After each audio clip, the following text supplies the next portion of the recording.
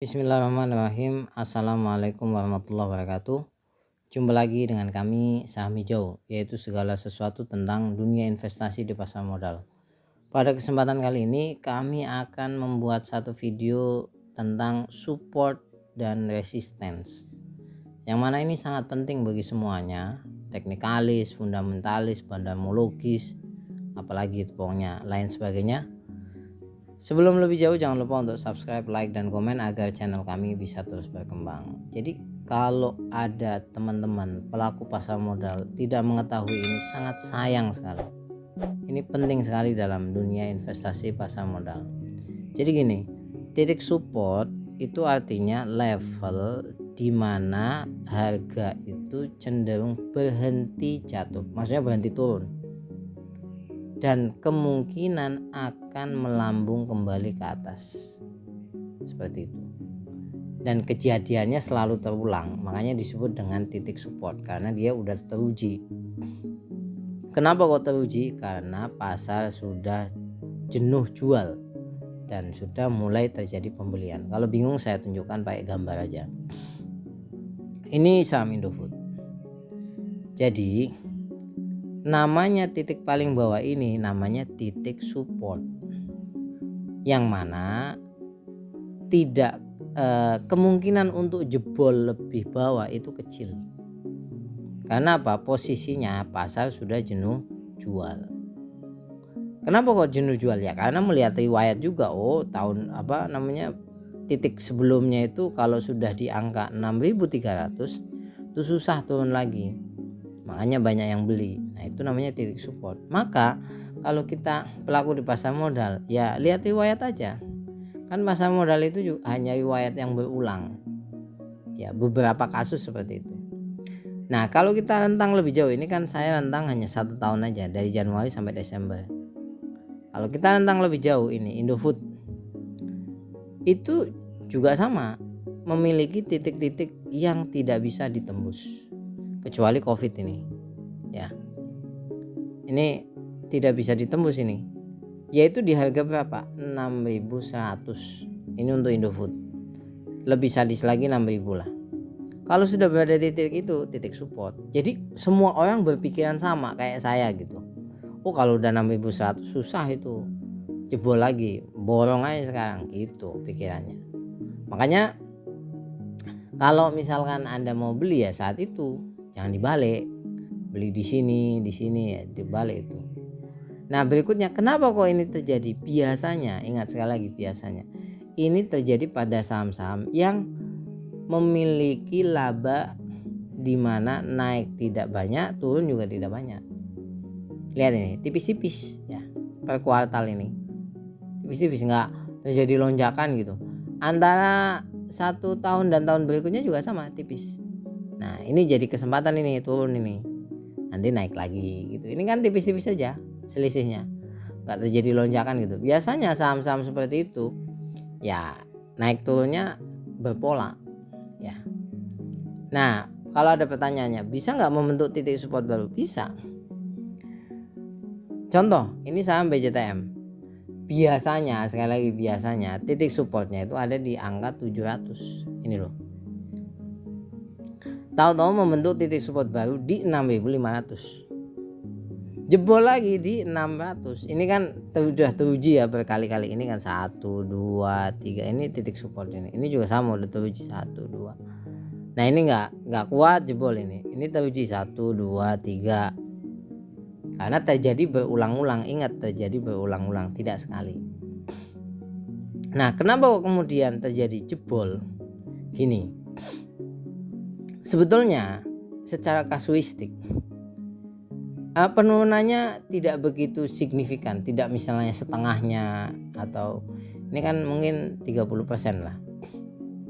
Tapi itu menjadi alasan ya bagi beberapa pihak untuk membuat titik support baru. Kenapa? Bisa jadi dia berpikir jangka panjang, ini saham enak, ini dividennya gede, turunin dulu, akumulasi banyak, ke depan kita tinggal nikmati, sehingga dividen bisa 10% per tahun misalkan gitu.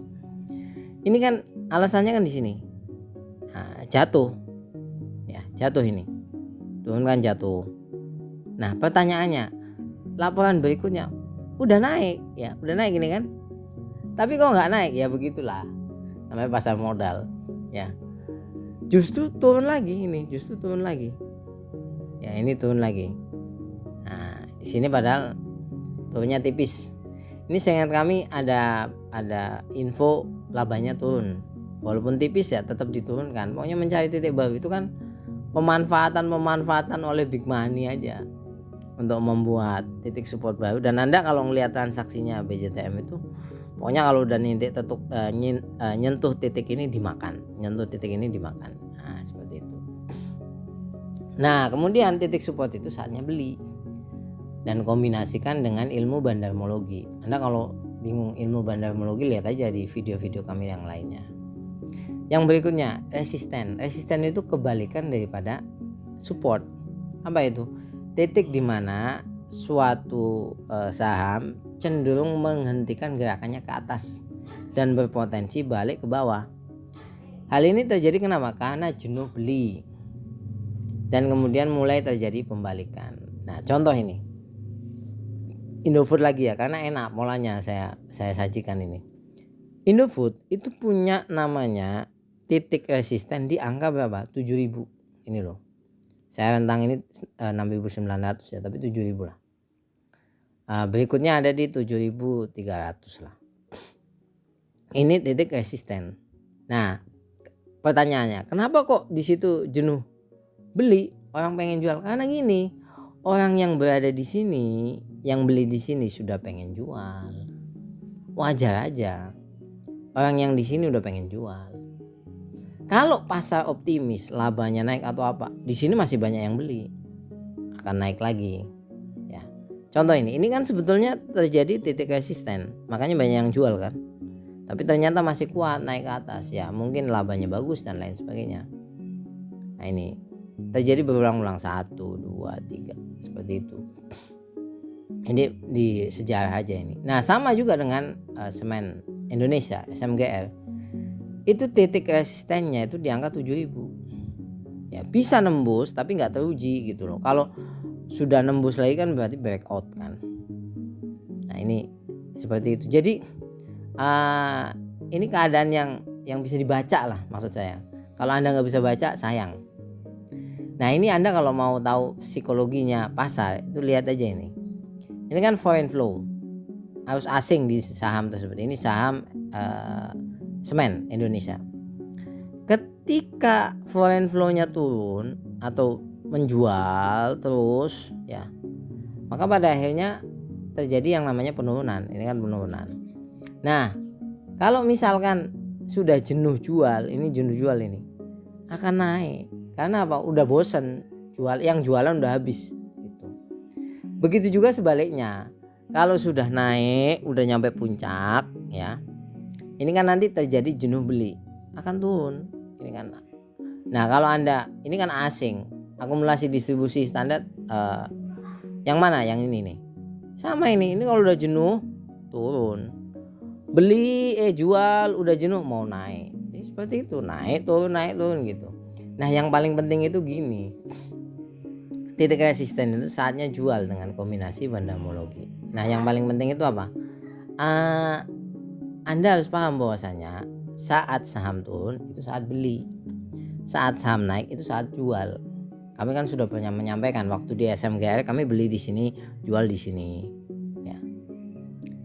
Nah makanya ketika misalkan ada orang rekomendasi seperti ini, Indofood sekarang harganya 6350 akan sampai di 8100 misalkan. Ini kan dari koran ya, ini Indofood. Kalau kita ngelihat riwayatnya Indofood ini pernah nyampe 8000 enggak? Ini padahal 3 tahun enggak pernah ya. Jadi secara logika itu susah. Artinya kalau misalkan ngelihat itu ya kita harus analisa lebih jauh lah dengan lapangan dan lain sebagainya. Jadi seperti itu ya. Ini penting sekali untuk kita pelajari, entah itu fundamentalis, teknikalis, dan harus kita tahu. Bahkan newbie sekalipun harus tahu yang namanya titik support dan resisten. Sampai ketemu lagi, jangan lupa untuk subscribe, like, dan komen. Kalau ada pertanyaan atau sanggahan cantumkan di kolom komentar. Terima kasih banyak. Assalamualaikum warahmatullahi wabarakatuh.